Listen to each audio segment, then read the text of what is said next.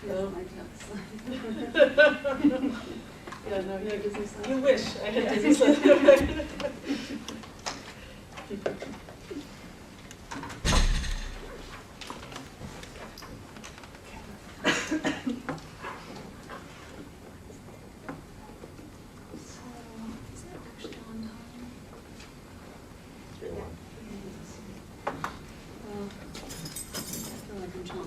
So maybe we'll just start, and I want to start by thanking everyone for coming. Just one quick note to Lisa, actually a number of different departments are represented here. It's really gratifying to see that. We have people here from film and media and comp lit and art studio, and of course our usual transcriptions crowd. So anyway, it's a testament actually to the interdisciplinary range of Lisa's work that we should draw such an audience. So let me just start by saying that 3 years ago when I made a case for a new faculty hire in modern culture and media, the hire we're about to make, I was thinking we wanted someone who worked on writing machines and communication media, oral and visual culture. The high-pitched concept that I formulated in one moment that had some bit of irony but some bit of sincerity as well was that we wanted Lisa Gitelman meets Jonathan Crary. And it's silly, yes, but it is actually a serious appraisal of the critical landscape in what is variously called new media, media studies, the digital humanities, especially as it's unfolded in the post-Kitlerian moment. So and also I think a pretty serious appraisal of the critical landscape in English studies as it responded in some way to the internet. And I say the internet with an eye not only toward the voice of the shuttle, but also to the brilliant work that Lisa Gitelman does in the second half of her magisterial book, Always Already Knew, Media History and the Data of Culture, where she charts the prehistory of the web through the paper cards and bureaucracy of Cold War government-funded research.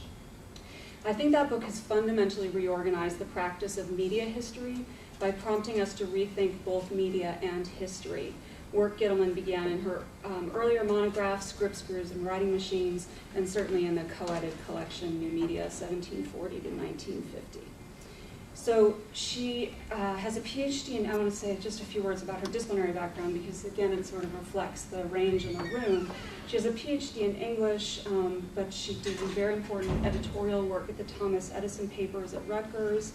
She's taught at Harvard and at Catholic University, and right now she has a split appointment between the English department and the Steinhardt School, the MCC department at NYU. I'm absolutely thrilled that we're able to convince her to come north after the MLA. So please join me in welcoming Lisa Gitelman, who's going to speak on Unpublishing and the Typescript book.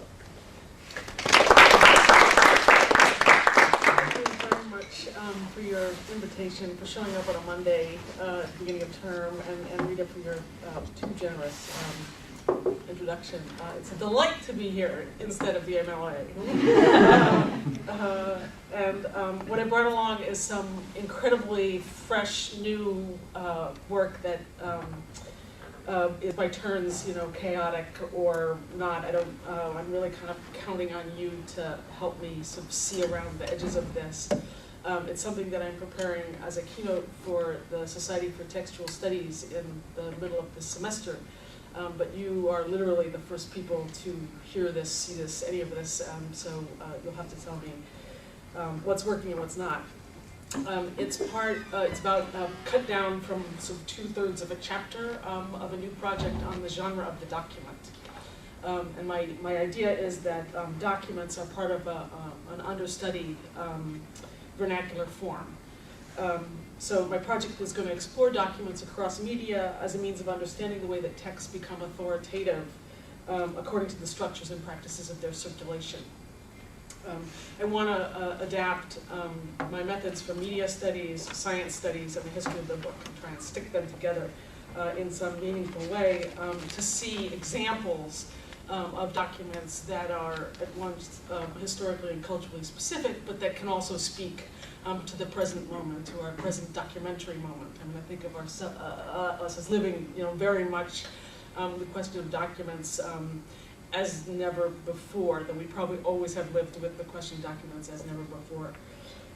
So, how to understand documents in these specific historical and cultural moments so that we can understand the My Documents folder on your PC, or documents on your Macintosh, or the so many pages of one kind or another that we're now engaged with. Documents in this context are an important subcategory of texts which embrace the subjects and instruments of bureaucracy, or of systematic knowledge generally. The dominion of the document, John Guillory notes, is a feature of modernity, though of course documents are ancient. They are from the very beginning. Assyriologists divide cuneiform tablets into the administrative and the literary, an artifact one thinks of Assyriology, but possibly also of Assyria. So in the modern era, especially, though, documents have cultural weight according to institutional frames. I think here of the university, the corporation, and the state. Though sometimes those institutional frames can seem remote. We sort of forget, we lose the thread of them sometimes. In their ubiquity, documents importantly help to define by contrast. So they circumscribe other forms of text, like the book, as in the history of the book, or other uses of text, like literature. They prompt questions about the relationship of genre to format that I think may be proper to textual studies, while they also adjust the focus of media studies away from catch-alls like manuscript and print, and toward an embarrassment of forms and formats. The document has helped to shape the modern concept of information, I think, in important ways, and here I like an essay by Jeff Nomberg in particular on this point. While as artifacts of modern knowledge practices, documents also form the paradigmatic site and subject of interpretation across the disciplines, so that documentation is part of how we know. So every chapter I have planned in this project sets out to recuperate just a kind of lesser known or forgotten about documentary form and some documentary actors to try and get a better beat on what's going on here. And to argue by example that we need more attention in media studies to what Foucault called the little tools of knowledge. So to kind of make a turn, if you like, from the media, capital M in its highly capitalized forms, to something more like apparatus, a term that appeals both to documentation, footnotes, which are apparatus, but also to Althusserian ideological state apparatus and the kind of low-level effective structures of everyday life. And one of the narrative threads I'm trying to pursue, I think, as this goes forward, concerns the role of that documents play in articulating those low-level structures, probably precisely by dint of transgressing them, the inside and outside of those structures. Anyway, so a story, and I should say I brought along about 35, 40 minutes, depending upon how excited I get and how many little detours along the way. But it's really a story. It's a story about the crisis in scholarly publishing. It's about knowledge production in a financial downturn. It's about unemployed PhDs and what they're going to do. It's about the promise of new media, open access, and the hoped-for potential of amateur cultural production. It's a story about the 1930s. So in 1931, Edwards Brothers of Ann Arbor, Michigan, published this small, slim volume entitled Methods of Reproducing Research Materials by Robert C. Binkley. Now, as you can guess from this title, it made no splash. Indeed, to describe the volume as published is generous on at least 3 counts. The edition was minuscule, its contents were admittedly tentative, and the book was photo offset from the author's own double-spaced typescript. That, even though you can see that they made some effort, I think, to letterpress the title page, so the rest of it looks like typescript, but not this title page.